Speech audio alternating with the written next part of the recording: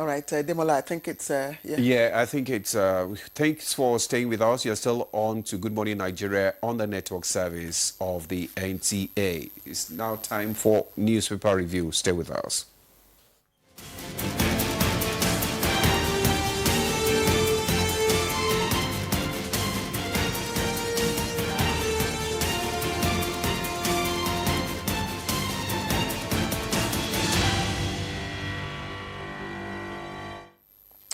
All right, welcome, and we do. Chukwudi Okudugbaja will not be joining us. What this did you morning. do to Chooks? I hear his stomach. What did you do I hear to his stomach Chooks? is flipping the pages of its own headlines. Maybe Chukwudi digested the wrong editorials this morning. Yes. All so right. Chooks, next time edit what you eat. Okay, now. Oh, yeah, you start off then. Since Okay, you gave him the food. I didn't give him the food. Let's start with leadership. Leadership is quite busy this morning, but I'd just like to take it from the top of the headline of the NIM masthead, I beg your pardon. It says, Reps inaugurate Oversight Committee on Rivers. And then, of course, just below the nameplate, Trump's tariffs threatening Nigeria's oil revenue. That's, of course, coming from the NMDPRA, warning the Nigerian Midstream and Downstream Petroleum Regulatory Authority. Taraba, Ondo leaders Lassa fever death toll rises to 127. But the headline this morning on leadership, we've failed you, Governor Muftwang begs plateau communities. There are a number of riders there. That story is on page 4. It's on page 4, and you'll find a section of the pictures terrorists there showing internally displaced persons who were affected by the attacks in different communities in Bassa, local government area of Plateau, some of them taking refuge in primary school. And there is Governor Caleb Muftwang and other security team that visited the area yesterday. And other stories trending on the right-hand column. Illegal mining sites killed 4 in Niger. It's on page 16. Trump blames Zelensky for starting Ukraine war. That's on the foreign scene. It's on page 7. Nigeria's inflation rate hits 24.23%. You heard that earlier in the news, the first since the rebasement of the economy, or rebasing of the economy. Page 27, you can find that story. 27 hospitalized over crash of CBEX trading platform, and it's on page 23. That's another Yes, I think I have another online report. I think I'll quickly just take it. Maybe, Demola, I think you should take one before I get hold of it. Okay, let me just go through this Blueprint newspaper. And just above the nameplate, we have IG visit Plateau, assures of justice for Bassa massacre victims. Details of that story can be found on page 18. Wike vows to speed up FCT development. Details of that story is on page 6. Federal government state LG share 1.578 trillion in March. That is the details on page 19 on Business News. Morocco 2025, Flamingos step up for Algeria clash.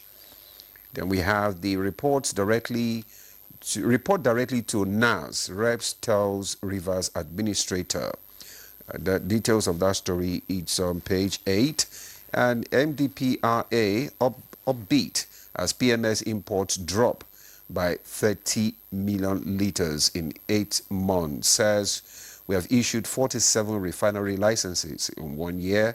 Trump tariffs fuel market volatility threatens Africa 2025 budget.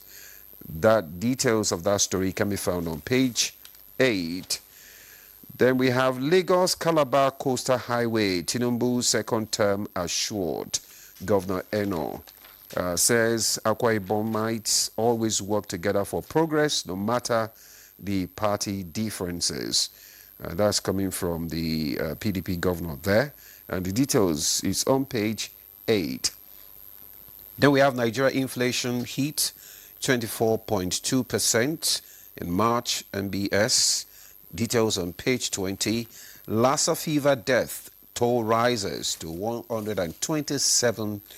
Details on page 6. UK government invest 9.5 billion naira to boost Nigeria's infrastructure.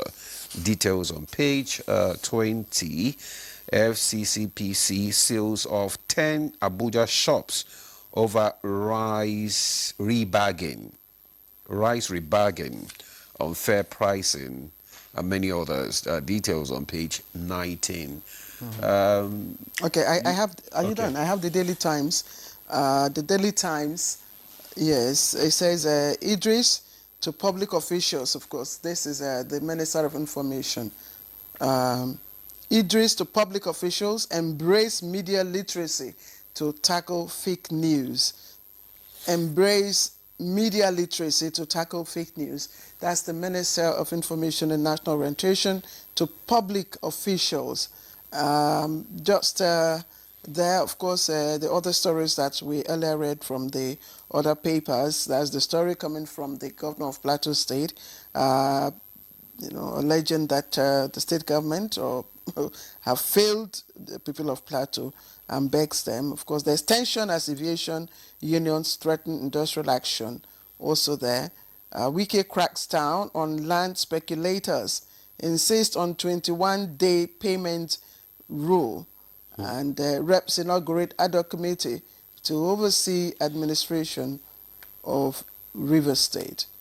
Reps inaugurate ad hoc committee to oversee administration of River State. And Siswan blames judiciary for festering PDP National Secretary tussle. Okay, I think those are all the stories that we can take from the Daily Times. I think the leading story this morning is the one coming from the governor of Plateau State. Yeah, so we have failed there. Yes, we failed you. But again, if that is coming from a state executive, you begin to imagine, how is it in terms of security capacity to provide security for the people, or is it in terms of, is the failure within the context of governance framework? Because you're going to ask, how has the governance architecture in all the north central states addressed the issue that are fueling the crisis?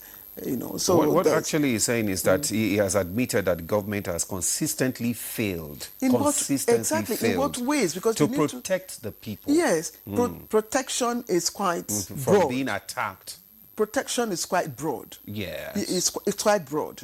When you talk about protection, security reasons, security again is another broad terminology. For being attacked, you are the chief security officer of the state. Then it speaks to your capacity to do that.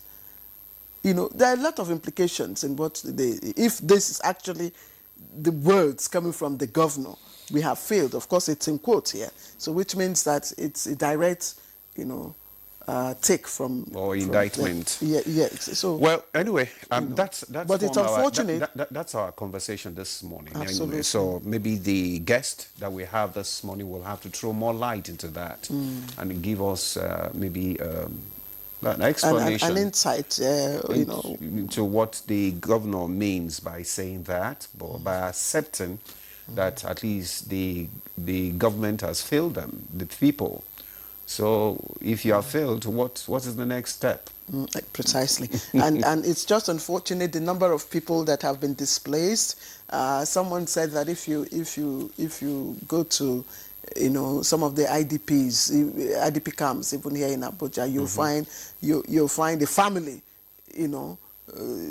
so these are not just homeless people; they are families, that have been displaced from houses burnt, their resources destroyed. How long we will continue? It's really unfortunate. And the sad thing is that some people are even alleging that there are political undertone in all these things, and we don't know. Like I said, every conflict. Every conflict has Human its elements. dimension. The conflict emerging in the North Central might not have the same dimension as the conflict in Southwest or Southeast and all that. The one in the North Central, it's so complex because there are multiplicity of factors that are intertwined, from ethnic identity crises, to religious, to political manipulation of those fault lines. Claire, yes. Your PhD thesis. You're trying to... All right. Okay, let's not even go there. Let's delve into that. Yes. Nigeria's inflation is hitting 24.3%. That's someone said is the first since, the rebasing of the economy. And that story is on page 27, just trying to see what the content of that is on page 27. And let's quickly go to that. That's it. It says, okay, all the items less farm produce and energy or core inflation, which includes the prices of volatile agricultural produces and energy, standing at 24.3% in March. I was trying to see what is actually driving, the inflation, whether it's food, items again. But the food prices hike was highest in Oyo, Kaduna, Kebbi, and Bayelsa. With, of course, Adamawa hitting 12.41% and Akwa Ibom 12.60%, recorded the lowest rise in food inflation year-on-year basis. So again, food items driving the inflation. Yeah, that's really, you can't really say because this, all these communal crises, precisely, insecurity, is affecting every sphere of life. Then we have these 27 hospitalized over crash of CBEX trading platform. These are another Ponzi scheme. Permit my ignorance. I don't even know what you're talking about. It's this. I don't do those things. So it's really unfortunate because people just keep falling into being, to this Ponzi scheme, and you can allegedly swept over 1.3 trillion from investors' account on Monday.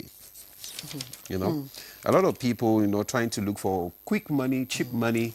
And they just go and just stake their income and their fortune. And at the end of the day, I was discussing with my friend yesterday, said they will first give you, if you play like 2,000, they will give you 10,000. You'll be happy to ginger you. Then you now take the 10,000 plus your savings, add to it. And you're switching it in, okay? Give me more. I hope you're not. I was a victim long ago, but I've learned my lesson. Exactly. They say once bitten, twice shy. But Nigerians will never be. That was long ago. When the thing first came, I don't even do that.